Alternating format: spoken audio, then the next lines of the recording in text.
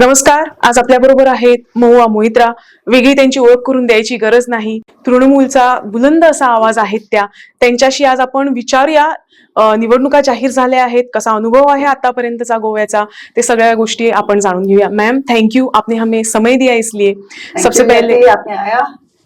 सबसे पहले मैं आपसे पूछूंगी कि इतना समय बीत गया है तृणमूल को गोवा आते, कैसा एक्सपीरियंस रहा है अब तक? बहुत अच्छा एक्सपीरियंस रहा है। देखिए, हम जब पहले आए तो बहुत लोगों के मन में ये डाउट था कि तृणमूल क्यों आए और तृणमूल जो ये इतना लेट क्यों आए। सब कह रहे हैं कि आप लेट क्यों आए। तो हम 3 महीने से हम ये क्वेश्चन आंसर कर रहे हैं, पर हम आखिरी बार ये आंसर करते कि देखिए, हिंदी में एक कहावत है कि जब आग खुली सुबह शुरू।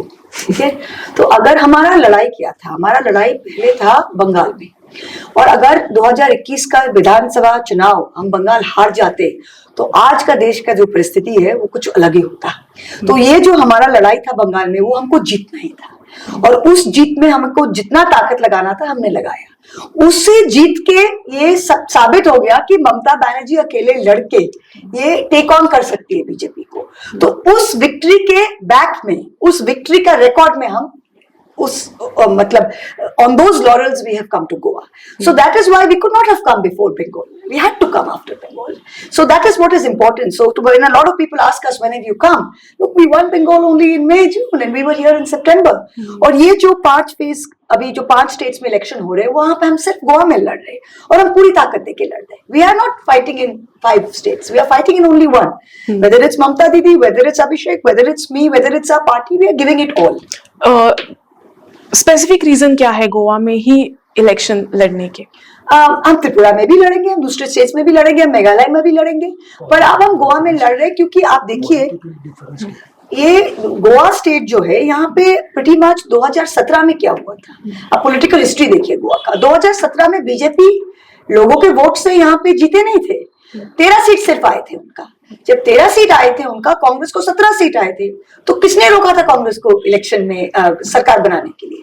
पर कांग्रेस सो रहे थे वहां पे, और तब बीजेपी बैकडोर से आके सबके साथ बना लिया, फिर 10 लोग चले गए। तो ये सिचुएशन में अगर हम ना आते, कोई नहीं आते, तो क्या फिर वो छोड़ देते, चांस पे छोड़ देते? तो इसीलिए it is a necessity for us to come to Goa, क्योंकि गोवा के लोग, हमें जो खबर है, गोवा के लोग बीजेपी को नहीं चाहते, 2017 में भी नहीं चाहते। तो इस टाइम गोवा के लोगों के पास और एक ऑप्शन चाहिए कि अगर बीजेपी को नहीं चाहते तो किसको वोट दे। हम सिर्फ वो ऑप्शन लाए हैं। हम यहाँ मुख्यमंत्री या ममता दी यहाँ मुख्यमंत्री बनने को नहीं आए हैं। आप लोग बनेंगे, आप लोग वोट देंगे। हमने तो सिर्फ सिंबल दिया है, हमने तो सिर्फ प्लेटफॉर्म दिया है। काफी समय बीत गया है गोवा आके। वेस्ट बंगाल का पॉलिटिक्स और नॉर्थ इंडियन पॉलिटिक्स और गोवा का पॉलिटिक्स में जमीन आसमान का फर्क है, आपको पता चल गया होगा। तो क्या फर्क आपको महसूस हुआ, ये आप मुझे पहले बताओ। देखिए, एक तो ये it's a very small state, it's a very small state, it's an educated state, it is a high income state. पर यहाँ के जो, अब मुझे एक अजीब सा चीज मुझे ये महसूस हो रहा है, और इट्स अ रियलिटी, कि गोवा इंडिया के लोगों के लिए पैराडाइज है। लोग शादी करने, डेस्टिनेशन वेडिंग करने गोवा आ जाते हैं। अमीर लोग यहाँ पे करोड़ों का घर खरीदते हैं, पर गोवा के जो नॉर्मल लोग हैं उनके लिए ये पैराडाइज नहीं है। गोवा के जो नॉर्मल आदमी है, वो अपना स्टेट में, वो अपने स्टेट में वो अपना एक घर नहीं खरीद पाते। तो ये जो रियलिटी है, in spite of being a rich state, why is there so much unemployment? आप जो लार्ज होटल्स है वो कीजिए, 1 लाख रुपया में आप रूम बेचना चाहते हैं कीजिए, कोई नहीं रोक रहा है। बट जो नॉर्मल 2000 रुपीज का जो रूम रेट है, और उनके पीछे जो छोटे होटेलियर्स है, 4000 छोटे होटेलियर्स है, उनका भी आप देखभाल कीजिए। सब तो हायट, सब तो ताज, सब तो ओबरॉय नहीं है। तो इन हॉस्पिटैलिटी इंडस्ट्री देखिए, आप माइनिंग इंडस्ट्री देखिए, आप पोर्ट का देखिए, जो सब आप देख रहे हैं, तो ऑल फॉर गोवास क्या हो रहा है? मैम, आपने अभी बोला कि हाई इनकम स्टेट है, इसके बावजूद आप बोल रही हो कि गोवा के जो लोग हैं वो अनएम्प्लॉयड है, फाइनेंशियली उनको प्रॉब्लम है। तो ये आप किस तरह से एक्सप्लेन करोगे? देखिए, बिकॉज यहाँ पे जो है, यहाँ पे तो the money is being diverted, there is so much corruption, it is such a small state, right? 10 lakh, I have 12 lakh voters in my one Lok Sabha. यहाँ पे तो 11 लाख 10 लाख वोटर है, कितनी छोटी स्टेट है। पर यहाँ पे जो करप्शन हम देख रहे हैं, स्पेशली इन लैंड यूज, आप हर एक आदमी से कहिए, हर एक आदमी कहेगा कि हमारे यहाँ पे लैंड ग्रैबिंग का प्रॉब्लम है। हर पंचायत में लैंड ग्रैबिंग का प्रॉब्लम है। जो कम्युनिदाद लैंड है उसको कन्वर्ट हो जा रहा है। आप ओल्ड गोवा में देखिए, इतना बड़ा historical property, it is a UNESCO heritage site, उसके ऊपर किसी ने आके घर बना दिया, ओवरनाइट घर चढ़ गया, नोबडी नोज। डीएम कह रहा है ये कह रहा है ये कह रहा है ये, सब देखते रह गए। So this is happening in every single panchayat. Nobody knows कि लैंड रिकॉर्ड्स कैसे शिफ्ट हो जा रहे हैं, और इतना बड़ा बड़ा पैसा का खेल है यहाँ पे। It's unbelievable. So in spite of having resources, in spite of having minerals, in spite of having hospitality, in spite of having everything, local people cannot buy a house, local youth cannot get employment, right? So you have to see how many people are living abroad in Europe now. Correct. Right? एक अल्पशी विश्रांती घेऊया आणि पुन्हा एकदा महुआ यांच्याशी आपण चर्चा करूया. कुठेही जाऊ नका, पाहत राहा इन गोवा 24 तास. इन गोवाच्या या विशेष कार्यक्रमात आपलं पुन्हा एकदा स्वागत. आज आपल्या बरोबर आहेत महुआ मोहित्रा, त्यांच्याशी आपण बातचीत करत आहोत. अब थोड़ा नेशनल लेवल की बात करते हैं. हाल ही में एक वीडियो वायरल भी हो रहा है और लोगों ने देखा भी, जिस तरह से मोदी जी को चैलेंज खुद देती है ममता दीदी. अभी हाल में इनॉग्रेशन हुआ हॉस्पिटल का, उन्होंने बोला कि इस हॉस्पिटल का पहले ही इनॉग्रेशन तो हो गया है. तो ममता दीदी का जो एग्रेसिव नेचर है हम लोगों ने वेस्ट बंगाल में देखा, तो गोवा में आप किस तरह से एक लीडरशिप चाहते हो और वो कैसा होना चाहिए? देखिए, श्री नरेंद्र मोदी हमारे प्रधानमंत्री हैं, हम सब उन्हें रिस्पेक्ट करते हैं. The office of the prime minister we respect, Mamata ji भी रिस्पेक्ट करती है. पर ये बीजेपी का जो हैबिट है, जो अपने लिए ये वाहवाही लेना, ये हम देख चुके हैं. वो कहते हैं, अगर बीजेपी का बात विश्वास करे तो ऐसे लगेगा कि 70 साल इंडिपेंडेंस में कुछ काम ही नहीं हुआ, कुछ काम ही नहीं हुआ. बीजेपी आए तभी सुबह हुई, और जब तक बीजेपी है तभी हम लोग सूरज देख रहे हैं, नहीं तो कुछ होगा नहीं. तो ये जो एटीट्यूड है बीजेपी को, इसको सीधा सामना करना है और सीधा मुंह पे बोलना है कि आप आने वाले भी हम लोग थे और आपके जाने वाले भी हम लोग रहेंगे, जाने के बाद भी हम लोग रहेंगे. तो ये ममता जी जैसे वो इतना धूमधाम से इनॉग्रेशन कर रहे हैं. अरे लास्ट ईयर जब व्हेन वी नीडेड इट हमने इनॉग्रेशन कर लिया, वो यूज कर रहे हैं. तो आप इनॉग्रेशन करना चाहते हैं, नो प्रॉब्लम, आप कीजिए, पर आपको ये सच्चाई का भी तो सामना करना पड़ेगा कि इनॉग्रेशन हो गई है. तो ममता जी तो नहीं कहा कि हम नहीं करेंगे, वो कह रही है हम है वर्चुअल इनॉग्रेशन में, आप भी आइए, हम खुश है. पर ये सबको पता चलना चाहिए कि हमने इनॉग्रेशन कर भी लिया है. जैसे बहुत सारे स्कीम्स है, हम स्टेट 60% 70% देते हैं और सेंटर देता है 30%, राइट? और वहां पे नाम रहेगा सेंटर का. क्यों? अगर आपकी स्कीम से बेहतर हमारा स्टेट गवर्नमेंट का स्कीम है तो हम क्यों ना उनको प्रोपेगेट करें, राइट? सो ये जो चीज है, ये बीजेपी का हैबिट, इसको हेड ऑन सामना करना है. And Mamata ji is a leader, she is not worried. Goa में किस तरह से चाहते हो? Goa the same thing, we have to take them on. आपके जो यहाँ पे चीफ मिनिस्टर बैठे हुए हैं, इनको तो चला रहे कहीं और, कोई किसी और. तो ये तो अपने बलबूते पे खड़े होके तो चीफ मिनिस्टर नहीं बने हैं. इनको तो चीफ मिनिस्टर बनने की तो बात ही नहीं थी. 13 सीट लेके कोई चीफ मिनिस्टर बना सकता है? ये बैकडोर से यहाँ पे ये पासा खेल के इसको ये करके इन्होंने चीफ मिनिस्टर बन गया. चला तो नहीं पा रहे. अब तो सभी, आप हर चीज में देखिए, हर चीज में the man has no charisma, he has absolutely no backbone. बस चल रहा है.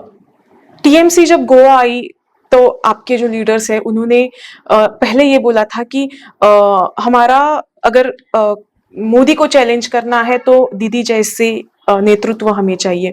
तो पूरा इंटेंशन गोवा में आने का बस यही है या फिर गोवा के लिए कुछ और प्लान्स हैं आपके? देखिए, हम यही बोल रहे हैं, Mamata Banerjee has emerged as a leader who can defeat the BJP. ऐसे आज इंडिया में आज के दिन में बहुत कम लोग हैं जो ऐसे खड़े होकर ऐसे लड़ाई दे सकते हैं. ये बात पे तो कोई क्रिटिसिज्म नहीं है, ये तो सच्चाई है, इसको सबको सामना करना पड़ेगा. गोवा के लोग बीजेपी को ना चाहते हुए भी 5 साल बीजेपी की सरकार झेल रहे हैं. तो इस परिस्थिति में हम क्या करें?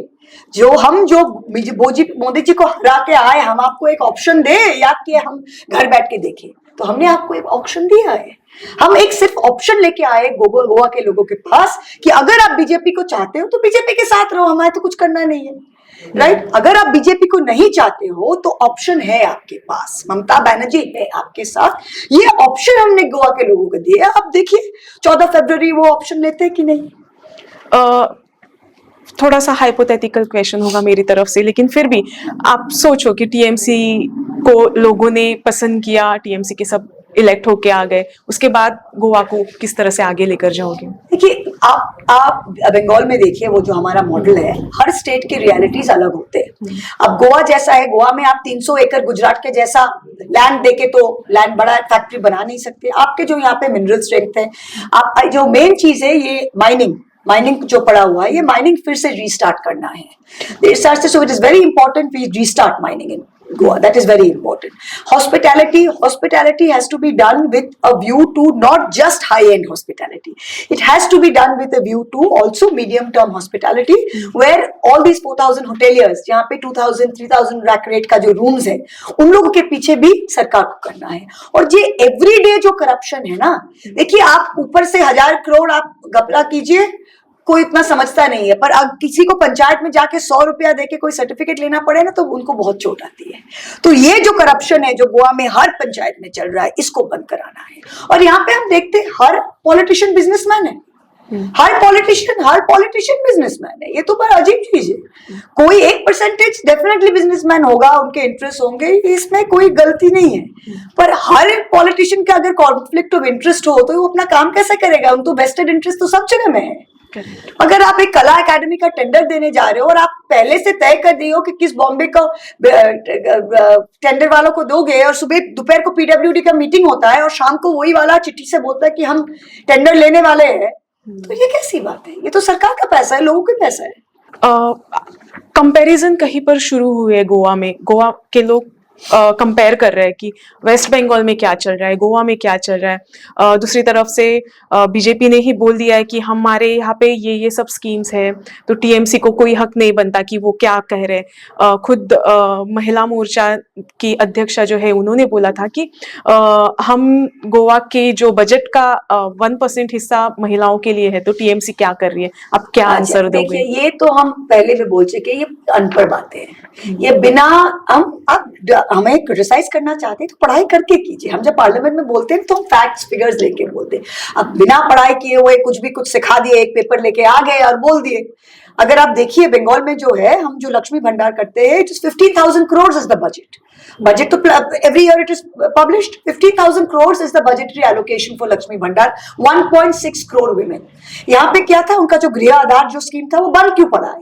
गृह आधार पूछिए लास्ट 7 महीना से किसको पैसा मिला है? पैसा नहीं दे पाए लास्ट 7 महीने से, क्योंकि उनके आधार पे अगर वो आप जाइए तो 250 करोड़ लगते थे, उन्होंने 150 करोड़ बजट किया है। तो obviously as it is you could not target all the women, but जिसको भी आप टारगेट किया आप उनको भी दे नहीं पाए। तो आप क्या बोल रहे हैं यहाँ पे 1%, 2%? What are you talking about? ये जो आप कह रहे हैं कि हमने अभी युवा शक्ति कार्ड दिया है, 4% दिया है Yuva Shakti card at 4% interest for 20 lakh credit line, वहां पे वो कह रहे हैं कि नहीं हमारे भी यहाँ पे है। आपने 3% क्रेडिट पे सिर्फ 2800 लोगों को दिया है ना, पॉपुलेशन ऑफ 11 लाख वोटर्स, अब 2800 लोगों को दिए हैं, तो आप वहां पे कंपीट करना चाहते हैं? भैया आपको महिला मोर्चा को अभी थोड़ा आवाज करना है, कीजिए, आपको अपना लीडरशिप दिखाना है, दिखाइए, अभी वेलकम इट, नो प्रॉब्लम, पर थोड़ा सा पढ़ाई कर लीजिए दीदी, थोड़ा सा। लास्ट क्वेश्चंस पूछूंगी मैं थोड़े से। आपने देखा होगा कि गोवा में पिछले 2-3 महीनों जब टीएमसी स्पेशली आई तो किस तरह से तोड़ जोड़ हुआ, नाराज कार्यकर्ताओं को आपने खुद ने लिया। इस पे आप कितना भरोसा रखती हो, कितना विश्वास रखती हो, और कैसे होगी ये राजनीति तोड़ जोड़ की? कि गोवा ये टीएमसी शुरुआत नहीं किया है गोवा में, ये तो I would say Goa is the leader in this. For a very small state आपके average chief ministerial thing is 9 months, so Goa as an independent state has seen more governments than any other state, तो this is not something that can be blamed on TMC, this is the nature of Goan politics. यहाँ पे हम तो कहते हैं 40 लोग हैं और 40 सीटें, और वो एक ही लोग यहाँ से यहाँ कर चुके हैं हमारे आने के बहुत पहले से। There are people who have been in 3 parties. There are people who have been in 4 parties because it is a small state. So that is सब कोई सबको जानता है। तो अब कहते हैं कि इसके साथ मत रहो, तो 20,000 वोटर है तो उसी के वोटर में मत पूछ लिया, किन्होंने कहा कि चले जाओ तो भैया चले गए। तो ये तो चलता ही है यहाँ पे, तो ये हमने नहीं शुरू किया है। और ये no bigger example is this कि आज बीजेपी सरकार चला रही है बिना वोट पे जीते हुए। चुनाव बिना जीते हुए कोई कैसा सरकार चला सकता है, ये आज गोवा के राजनीति से क्लियर है। 13 सीट लेके वो तोड़बोड़ करके तो बनाए हैं। 10 people have defected without by-election, 2/3 parliamentary party लेके दिखा दिए। तो this is not something that we have done, this is Goan politics. If we come here we cannot do West Bengal politics, we have to do Goa politics only. तो क्या करें उसमें? मुझे अब ये सवाल पूछना है कि टीएमसी आई है गोवा में, लेकिन हम लोगों ने आपका बूथ वर्क नहीं देखा, आपका प्रेसिडेंट हमें नहीं पता, तो ये क्यों है और किस तरह से टीएमसी आगे जाएगी? देखिए बूथ बूथ वर्क तो अभी है, क्योंकि in every booth we have got workers now. Time लग रहा है because we did it in every booth. I have personally gone to all 40 constituencies. One round, second round we have done. तो booth workers अभी आ गए, booth संगठन हो गया है. पर we wanted to make sure, देखिए हम जब यहाँ पे आए हैं तो हमारे सब वॉक्स ऑफ लाइफ से लोग ज्वाइन किए. सब तो करियर पॉलिटिशियंस हैं ऐसे नहीं है, कहीं डॉक्टर, कहीं वकील, कहीं महिला एक्टिविस्ट ऐसे ज्वाइन किए. तो हम चाहते थे कि थोड़ा फीडबैक लेके, थोड़ा सा रिसर्च करके हम ये स्टेट कमेटी करें. तो ये स्टेट कमेटी अब नेक्स्ट 2 days में ही it is going to be announced. So ideally हम December 15 तक कर पाते तो बेहतर होता, पर बहुत सारे रीजंस के लिए we could not do it, did not get enough feedback, wanted to make a perfect blend. अब खैर इलेक्शन अनाउंस हो गया तो 2 दिन में हम अनाउंस कर रहे हैं. दीदी की पार्टी है, आप खुद एक महिला हो, आपका आवाज सब जानते हैं, तो गोवा में महिलाओं को नेतृत्व कैसे मिलेगा आपकी पार्टी में? देखिए ये गोवा का जो विजन है, हम जैसे बंगाल में रह के बचपन में Goa for us was always this Sunny paradise. और गोवा के जो लेडीज है, जो उनके ड्रेस, उनके डांस, उनके, हम लोग छोटे से हम लोग ऐसे फैसिनेटेड थे. तो हम दिल में सोचते थे कि गोवा के बहुत लिबरेटेड है विमेन, वेरी लिबरेटेड. पर अगर आप पॉलिटिकल रियलिटी देखिए तो उसमें वो लिबरेटेडनेस रिफ्लेक्ट नहीं करता है, क्योंकि बंगाल में we have always have Bengal as a woman chief minister. हमारी पार्टी और बीजेडी 2 ही पार्टी है. महिला रिजर्वेशन बिल के बिना हमने मोर देन 35% वुमेन भेजा है, राइट. सो गोवा में सिर्फ 12, आई थिंक 12 विधायक only happened in women. So very very few that you see. So that is something we have to actively do. ये बीजेपी क्यों नहीं किया, ये कांग्रेस क्यों नहीं किया? आपको तो हमको तो करना ही पड़ेगा. ये हमारा पार्टी का, और एक बड़े पार्टी उसका एक टेंडेंसी होता है कि अच्छा कोई जीत नहीं पा रहा है, दे दो एक महिला मोर्चा को. जीत नहीं पा रहा है तो हारा सीटें दे दो. हम ये नहीं करते. हमारे जो 90% of women who contest win. तो हम सीट्स जो देते हैं ना, विनेबल सीट्स देते हैं. तो जो हमने जो सीट लड़ा था वो कोई फालतू का सीट नहीं था. You know what I am saying. So Mamata Banerjee gives winnable seats to women and they win and come. So ये राजनीति करना ही पडेगा, नहीं तो आप कभी रिप्रेझेंटेशन नहीं ला पाओगे. तर या होत्या महुआ मोहित्रा. त्यांचं विजन नाही पण एकूणच राजकीय रणनीती ते कसे आखणार आहेत त्याचं स्पष्टीकरण आम्हाला दिलेलं आहे. पाहूया निवडणुकीनंतर गोमंतकीयांना कितपत ह्या पक्षानं विश्वास आपला निर्माण केलेला आहे हे मतदानानंतर कळणार आहे. महुआ जी, आपने हमें टाइम दिया इसलिए बहुत धन्यवाद और गोवा के लिए शुभेच्छा.